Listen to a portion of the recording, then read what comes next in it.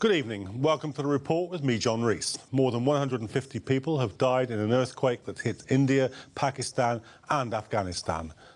Now, joining me to discuss this from Pakistan is Major Zubair Shah, who's the Pakistan Programme Coordinator for Muslim Charity. Major Shah, what has been the response of the Pakistani authorities to the events on their side of the border?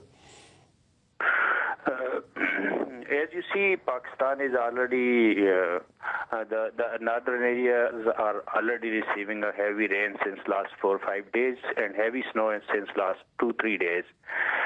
But the authorities, the national disaster management authorities and the provincial disaster management authorities have come up. They have distributed the relief items there located at the place, and now they are going for the heavy reinforcement from Islamabad and from the provincial headquarters. All the authorities are working. They are working together. I think at the moment the people living on the hilly areas, they're difficult to be accessed, but the people are doing it, and inshallah they will be very soon reaching them and will be evacuating them and rescuing them. What kind of responses does the government have at its disposal? Are the armed forces being mobilised? Does it have special teams available for this kind of work? What kind of response are we actually talking about? At the moment, we see that the Pakistan Army is in location because these are the areas where the war has been fought against the terrorists, and the area is full of the army personnel. The Chief of the Army Staff has ordered that all the resources from the armed forces has to be mobilized and the people has to be evacuated.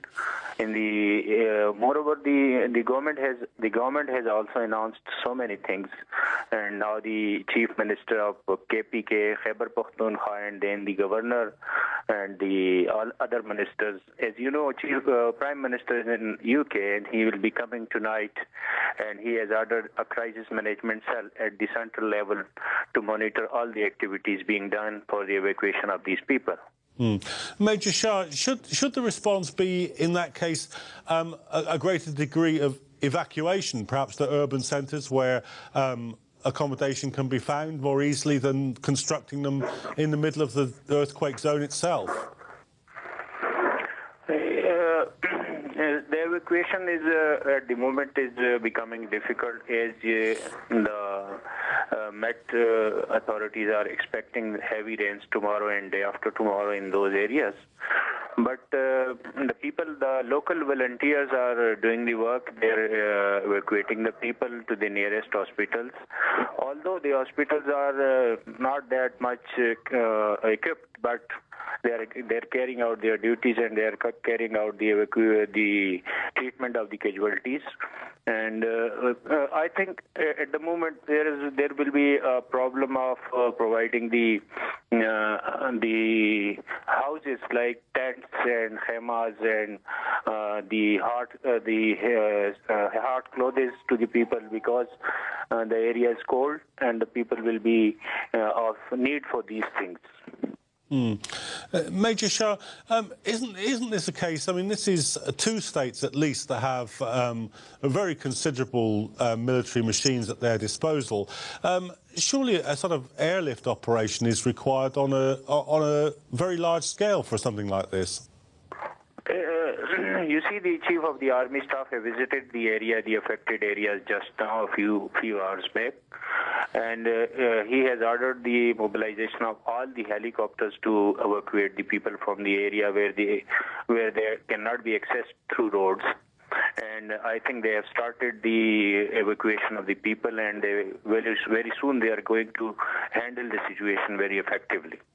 Major Shah, do you think that we're lucky in the sense that it did hit rural and inaccessible areas? If it hit urban centres, we'd be looking at a far greater loss of life.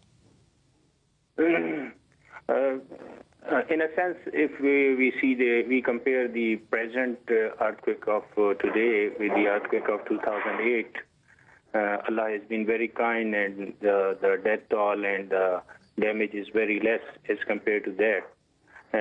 I think the people will reach the area and it will be easy for them to evacuate the people within next 2 days, I think the situation will be very clear and everybody will be reached and all the possible activities could be done.